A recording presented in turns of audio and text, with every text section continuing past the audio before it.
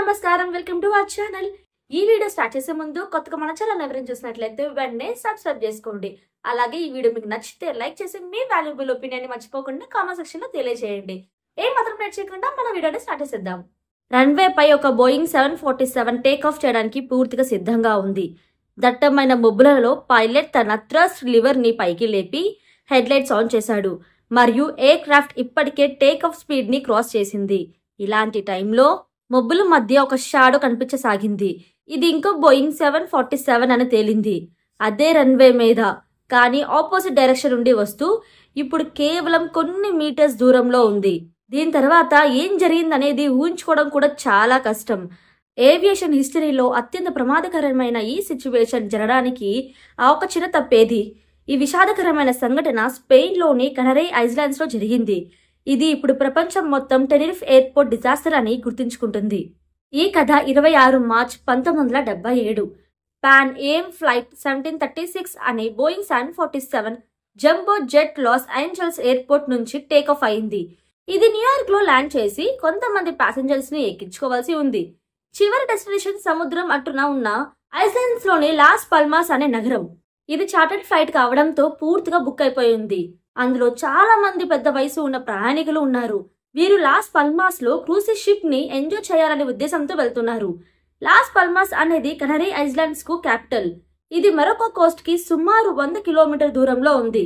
Spain లోని southern most భాగం. ఇది తన ట్రాపికల్ వెదర్ వల్ల ప్రపంచ వ్యాప్తంగా ప్రసిద్ధి చెందింది. కానీ 1977 లో కనరీ ఐలాండ్స్ ఆ పీస్ఫుల్ రూపం వెనక పొలిటికల్ టెన్షన్ దాగి ఉంది. ఇక్కడ ఎంపిఏఐఏసి అనే గ్రూప్ స్పెయిన్ నుండి కనరీ ఐలాండ్స్ స్వతంత్రం కోసం ఉద్యమం చేస్తుంది. ఆ ఉద్యమంలో వారు తరచూ వైలెన్స్ ని ఉపయోగించేవారు. అలాంటి ఒక వైలెంట్ ఇన్సిడెంట్ నుంచి ఈ ప్రమాదకరమైన సిచ్యువేషన్ మొదలైంది. పాన్ ఏఎం ఫ్లైట్ 1736 న్యూయార్క్ లోని జేఎఫ్కే ఇంటర్నేషనల్ ఎయిర్పోర్ట్ నుండి ప్యాసింజర్స్ ను ఎక్కించి లాస్ పల్మాస్ వైపు ప్రయాణం ప్రారంభించింది. ఈ ఫ్లైట్ లో 56 సంవత్సరాల కెప్టెన్ విక్టర్ గ్రూప్స్, 39 సంవత్సరాల ఫస్ట్ ఆఫీసర్ రోబర్ట్ బ్రాగ్, 46 సంవత్సరాల ఫ్లైట్ ఇంజనీర్ జార్జ్ వాన్, ఇంకా 13 ఫ్లైట్ అటెండెంట్స్, 380 ప్యాసింజర్స్ ఉన్నారు. ఇది ఫ్లైట్ గురించి పూర్తి వివరాలు.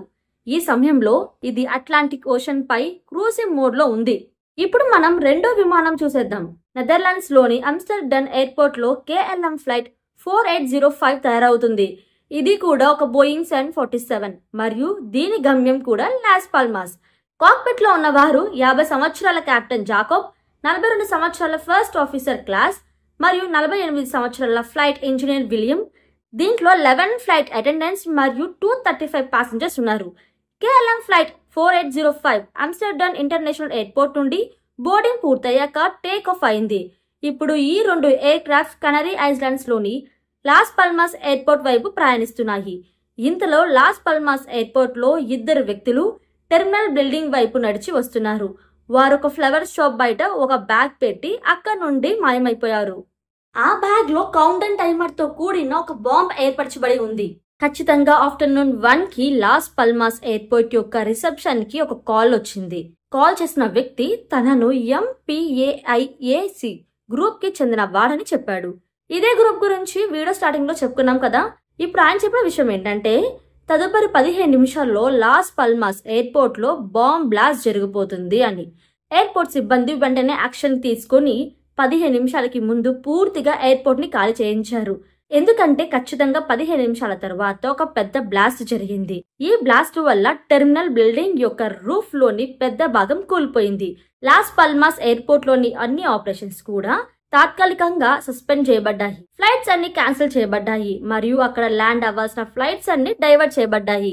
కొంతసేపటి తరువాత ఆమ్స్టర్డామ్ నుండి వచ్చిన KLM ఫ్లైట్ 4805 ఇప్పటికే లాస్ పల్మాస్ దగ్గరకు చేరుకుంది. అయితే ఎయిర్ ట్రాఫిక్ కంట్రోలర్ వారు అక్కడ జరిగిన బాంబ్ బ్లాస్ట్ గురించి సమాచారం ఇచ్చి ఆ ఫ్లైట్ ని టెరిఫై ఐలాండ్ లోని ఎయిర్పోర్ట్ కి డైవర్ట్ చేయమన్నారు. ఇది లాస్ పల్మాస్ నుండి సుమారు 110 కిలోమీటర్ దూరంలో ఉంది. KLM కెప్టెన్ మరో 25 నిమిషాల ప్రయాణం తరువాత మధ్యాహ్నం 1:38 కి టెరిఫై ఎయిర్పోర్ట్ యొక్క రన్వే 30 పై ల్యాండ్ అయ్యారు. అదే సమయంలో న్యూయార్క్ నుండి వచ్చిన పాన్ ఏఎం ఫ్లైట్ 1736 కూడా లాస్ పల్మాస్ దగ్గరికి వచ్చింది. దానిని టెరిఫై ఎయిర్పోర్ట్ కి డైవర్ట్ చేయబడింది. ఆ టైంలో దాదాపు అన్ని డైవర్టెడ్ ఫ్లైట్స్ టెరిఫై ఎయిర్పోర్ట్ కి వచ్చాయి. దాంతో ఆ ఎయిర్పోర్ట్ లో చాలా రష్ పెరిగింది. ఇక్కడ మీకు తెలియజేయాల్సిన విషయం ఏంటంటే టెరిఫై ఎయిర్పోర్ట్ ఒక చిన్న ఎయిర్పోర్ట్. ఇది తర్వాత ప్రాంతంలో ఉంది. అట్లాంటిక్ ఓషన్ కి చాలా దగ్గరగా ఉంటుంది. దీని ఎలివేషన్ సుమారు 2000 ఫీట్ ఉంటుంది. ఈ ప్రాంతం ఎత్తైన కొండలలో చుట్టబడి ఉంటుంది. అట్లాంటిక్ ఓషన్ నుండి వచ్చే తడి గాలులు కొండలతో తాకి పైకి వెళ్తూ చల్లబడతాయి మరియు వెంటనే మేఘాలుగా మారుతాయి. ఇది ఇక్కడ తరచూ జరిగే సహజ సంఘటన. పాన్ AM మరియు KLM ఫ్లైట్స్ టెరిఫైలో ల్యాండ్ అయినప్పుడు విజిబిలిటీ బాగానే ఉంది. కానీ కొద్దిసేపటికి మేఘాలు వల్ల విజిబిలిటీ తక్కువైంది. రన్వే పై ఉన్నప్పుడు విజిబిలిటీ కేవలం 300 మీటర్స్ కి తగ్గిపోయింది. కానీ వెంటనే 2 కిలోమీటర్స్ దూరం వరకు స్పష్టంగా కనిపించేది. ఇక్కడ ఈ ఫ్లైట్ ఎంతసేపు ఉండాల్సి వచ్చిందో ఇంకా ఖచ్చితంగా తెలియలేదు. ప్యాసింజర్స్ ని బయటికి దించి వారు తక్కువ సమయంలో రిఫ్రెష్ అవ్వాలని ఎయిర్పోర్ట్ సిబ్బంది అనుకున్నారు. ఇంతలో KLM ఫ్లైట్ 4805 ఇది తిరిగి ఆమ్స్టర్డామ్ కి వెళ్తుంది. వారు ఫ్యూయల్ ట్యాంక్ ను ఇక్కడే రీఫిల్ చేయాలని నిర్ణయించుకున్నారు. ఎందుకంటే లాస్ పాల్మాస్ తిరిగి ఓపెన్ అయిన తర్వాత కూడా అక్కడ రీఫిల్లింగ్ కి సమయం వృధా కాకూడదు. అయితే ఇంకా రీఫిల్లింగ్ ప్రారంభించక ముందే లాస్ పాల్మాస్ ఎయిర్పోర్ట్ తిరిగి ఓపెన్ అయిందని వార్త వచ్చింది. 2 ఫ్లైట్స్ మళ్ళీ ప్యాసింజర్స్ ని ఆన్బోర్డ్ చేసుకున్నారు. కానీ KLM ఫ్లైట్ రీఫిల్లింగ్ చేయడంతో టాక్సీ వే బ్లాక్ అయింది. టెనరిఫ్ ఎయిర్పోర్ట్ చిన్నదే కాబట్టి అక్కడ ఇది పెద్ద ఇబ్బందిగా మారింది. ఇక్కడ కేవలం ఒకే ఒక రన్వే, ఒకే ఒక టాక్సీ వే, ఒకే ఒక యాప్రోన్ మాత్రమే ఉంది. అంటే టెర్మినల్ ఉన్న ప్రాంతం. మీరు ఇది యానిమేషన్ లో చూడవచ్చు. ఇలాంటి చోట అంత ఎక్కువ రష్ ఉండడం చాలా అబ్నార్మల్. అందులోనూ బోయింగ్ జంబో జెట్స్ వంటి పెద్ద విమానాలు అక్కడ ఉన్నాయంటే అది సాధారణమైన విషయం కాదు. KLM ఫ్లైట్ 4805 రీఫ్యూలింగ్ జరగడంతో పాన్ AM విమానం టెర్మినల్ దగ్గర నుండి రన్వే పైకి వెళ్ళలేకపోయింది. అందుకే వారిని KLM రీఫ్యూలింగ్ పూర్తయ్యే వరకు టెర్మినల్ దగ్గర వెయిట్ చేయమని చెప్పబడింది. సుమారు 4:45 కి KLM రీఫ్యూలింగ్ పూర్తయింది. కెప్టెన్ టాక్సీ వే నుండి రన్వే పైకి వెళ్లే ఏర్పాట్లు ప్రారంభించారు. కానీ యాప్రోన్ అంతా ఇతర విమానాలతో నిండిపోయి ఉండడంతో టాక్సీ వే కూడా బ్లాక్ అయిపోయింది. అందుకే టేక్ ఆఫ్ కోసం రన్వే యొక్క ఈస్ట్ ఎండ్ కి వెళ్లేందుకు కంట్రోల్ టవర్ KLM పైలట్లకు ఇన్స్ట్రక్షన్స్ ఇచ్చింది. రన్వేని ఉపయోగించి టాక్సీ చేయమని చెప్పింది. ఎందుకంటే వారు రన్వే యొక్క వెస్ట్ సైడ్ వద్ద పార్క్ అయి ఉన్నారు. అక్కడికి వెళ్లి రన్వే యొక్క ఎక్స్ట్రీమ్ ఈస్ట్ ఎండ్ వద్ద 180 డిగ్రీస్ టర్న్ తీసుకుని టేక్ ఆఫ్ కి సిద్ధం కావాలని చెప్పబడింది. KLM 4805 టాక్సీ చేయడం ప్రారంభించిన తర్వాత కంట్రోలర్ పాన్ AM విమానాన్ని రన్వే మీద KLM ను ఫాలో చేయమని చెప్పాడు. కానీ వారు C3 ఎగ్జిట్ నుండి టాక్సీ వేకి వెళ్లాలని సూచించాడు. ఎందుకంటే అదే రన్వే మీద KLM 4805 టేక్ ఆఫ్ చేయాల్సి ఉంది. ఆ సమయంలో విజిబిలిటీ చాలా తక్కువగా ఉంది మరియు ప్రతి నిమిషం మరింత క్షీణించిపోతుంది. KLM 4805 రన్వే మొత్తాన్ని క్రాస్ చేసి ఈస్టర్న్ ఎండ్ వద్దకు చేరి 180 డిగ్రీస్ టర్న్ తీసుకుని టేక్ ఆఫ్ పొజిషన్ లోకి వచ్చింది. పాన్ AM పైలట్లు కూడా రన్వే పై టాక్సీ చేయడం ప్రారంభించారు. కానీ మబ్బులు కారణంగా వారు C1 మరియు C2 ఎగ్జిట్స్ ను చూడగలిగారు. కానీ C3 ఎగ్జిట్ వారికి కనిపించలేదు. ఎందుకంటే C3 మళ్లీ యాప్రోన్ వైపు తిరుగుతుంది. దీని కారణం వల్లే అది కనిపించలేదని భావిస్తున్నారు. ఇంకొక సమస్య ఏంటంటే టెనరిఫ్ ఎయిర్పోర్ట్ లో రన్వే ఎగ్జిట్ కి సరైన సైన్ బోర్డ్స్ లేకపోవడం. సాధారణంగా టర్మక్ పై పెయింట్ మార్కింగ్స్ ఉంటాయి, కానీ ఇక్కడ అవి కనిపించలేదు. పాన్ AM ఫ్లైట్ 1736 రన్వే పై C2 ఎగ్జిట్ ని క్రాస్ చేస్తున్న సమయంలో KLM 4805 యొక్క కెప్టెన్ కంట్రోలర్ టవర్ కి టేక్ ఆఫ్ పర్మిషన్ కోరారు. ఇక్కడ నుండి బ్యాక్ టు బ్యాక్ మిస్అండర్స్టాండింగ్స్ మొదలయ్యాయి. కంట్రోల్ టవర్ కి మబ్బుల కారణంగా 2 ఫ్లైట్స్ కూడా కనిపించలేదు. పైగా ఆ ఎయిర్పోర్ట్ లో రాడార్ సిస్టమ్ కూడా లేదు. ఈ సమయంలో కంట్రోల్ టవర్ KLM కి టేక్ ఆఫ్ తర్వాత ఫాలో చేయాల్సిన రూట్ వివరించబడింది. కానీ ఆ మెసేజ్ లో ఏ చోట కూడా టేక్ ఆఫ్ పర్మిషన్ గ్రాంటెడ్ అనే విషయం లేదు. కానీ KLM పైలట్లు అర్థం చేసుకున్నారు వారికి టేక్ ఆఫ్ పర్మిషన్ వచ్చిందని. అందుకే KLM కెప్టెన్ రేడియోలో చెప్పాడు, వీఆర్ ఎట్ టేక్ ఆఫ్. అసలే అతను వీఆర్ ఎట్ టేక్ ఆఫ్ అన్నాడా లేదా వీఆర్ టేక్ ఆఫ్ అన్నాడా అనేది ఇప్పటికీ క్లారిటీ లేదు. దానికి రిప్లైగా కంట్రోల్ టవర్ ఓకే అన్నాడు. కానీ కొన్ని సెకండ్స్ తర్వాత టవర్ నుంచి స్పష్టంగా మరో మెసేజ్ వచ్చింది, stand by for take off, I will call you అని. ఇది చాలా క్రూషియల్ మెసేజ్. ఇందులో స్పష్టంగా చెప్పబడింది ఇంకా టేక్ ఆఫ్ చేయొద్దు. కానీ ఆ మెసేజ్ KLM కాక్పిట్ కి అందలేదు. అదే సమయంలో రన్వే పై C3 దగ్గర ఉన్న పాన్ AM ఫ్లైట్ 1736 పైలట్లు కన్వర్సేషన్ వింటూ రేడియోలో చెప్పారు, we're still down the runway, అంటే రన్వే పై మేమే ఉన్నామని. ఈ 2 మెసేజెస్ KLM కి స్టాండ్ బై అన్నది మరియు పాన్ AM నుండి we're still down the runway అన్నది. ఒకేసారి రిలే అయ్యాయి. దీనివల్ల కేవలం కాక్పిట్ లో ఒక డిస్టార్టెడ్ ఆడియో మాత్రమే వచ్చింది.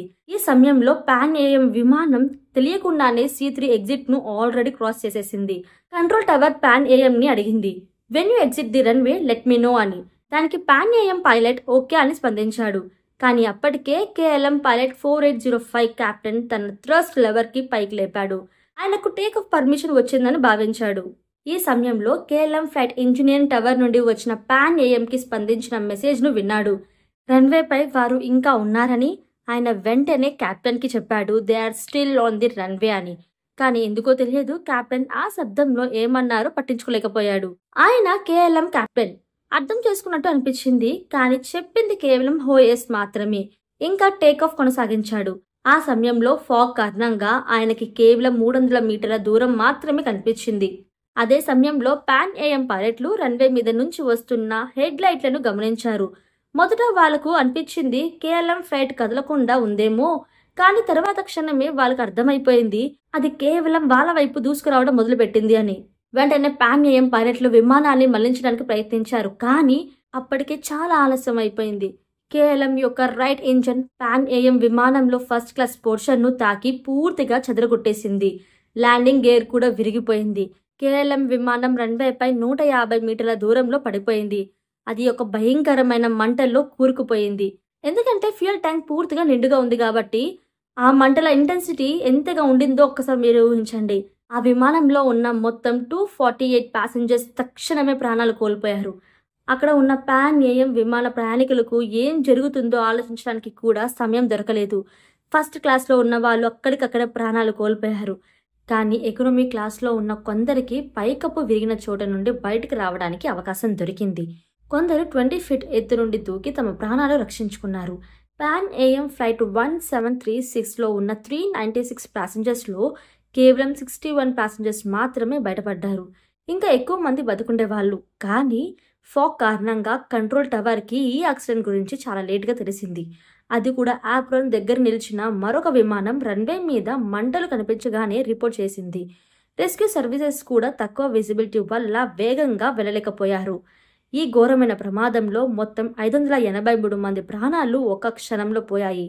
ఇన్వెస్టిగేషన్లో 2 విమానాల కాక్పిట్ వాయిస్ రికార్డర్స్ ని పరిశీలించగా అన్ని వివరాలు బయటపడ్డాయి. మీరు ఈ వీడియోలో చూసేది ఇన్వెస్టిగేషన్ టీం తేల్చింది. ఇది ఒక తప్పు వల్ల కాదు, కానీ చైన్ ఆఫ్ ఈవెంట్స్ వల్ల జరిగింది. మొదట లాస్ పల్మాస్లో జరిగిన బాంబ్ బ్లాస్ట్, తరువాత కేఎల్ఎం తన ఫ్యూయల్ ట్యాంక్ను టెనరిఫ్ ఎయిర్పోర్ట్లోనే ఫుల్ చేయించి టాక్సీవేని బ్లాక్ చేయడం. ఇలా చేయలేకపోయినా పాన్ ఏఎం ఫ్లైట్ ముందే టేకాఫ్ చేసేదిగా ఉండేది. అయితే విజిబిలిటీ అకస్మాత్తుగా తగ్గిపోవడం, అలాగే పాన్ ఏఎం ఫ్లైట్ C3 ఎగ్జిట్ను మిస్ చేయడం.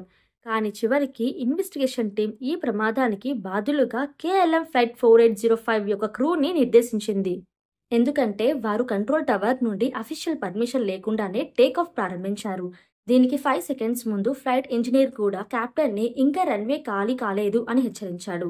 టెనరిఫ్ ఎయిర్పోర్ట్ డిసాస్టర్ మొత్తం ఏవియేషన్ ఇండస్ట్రీకి ఒక వేకప్ కాల్ లాగా అయింది. ఈ ప్రమాదం తర్వాత కాల్ సైన్స్ మార్చబడ్డాయి, రూల్స్ స్ట్రిక్ట్ చేయబడ్డాయి, ఎయిర్పోర్ట్స్లో మ్యాండేటరీ అయ్యాయి. రన్వే హోల్డ్ పాయింట్స్ ఇండికేటర్స్ ఉండటం కంపల్సరీ అయింది. ఇప్పటికీ టెనరిఫ్ ఐలాండ్స్లో 2 ఎయిర్పోర్ట్స్ ఉన్నాయి. ఈ ప్రమాదం జరిగినది నార్థరన్ ఎయిర్పోర్ట్. దక్షిణంగా కొత్త ఎయిర్పోర్ట్ కూడా నిర్మించబడింది. ఇది తక్కువ ఎలివేషన్ ఉండటం వల్ల అక్కడ ఎక్కువ ఫాగ్ ఉండదు. విజిబిలిటీ మీద ప్రభావం తక్కువగా ఉంటుంది. ఇంతవరకు వీడియో చూసారు కదా. ఈ వీడియో నచ్చితే లైక్ చేసి, అలాగే కొత్తగా మన ఛానల్ ఎవరైనా చూసినట్లయితే సబ్స్క్రైబ్ చేసుకోండి. See next video. Until then take care, bye bye.